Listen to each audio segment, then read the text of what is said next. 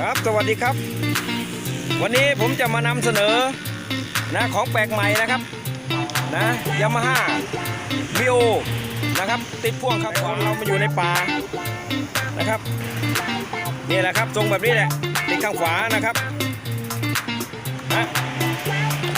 ครับชอบกดไลค์ถูกใจกดแชร์นะครับกดติดตามเพื่อเป็นกำลังใจให้ด้วยนะครับผมวันนี้พ่วงข้างขวาเดี๋ยวไปลองเทสดูอีกหน่อยนึง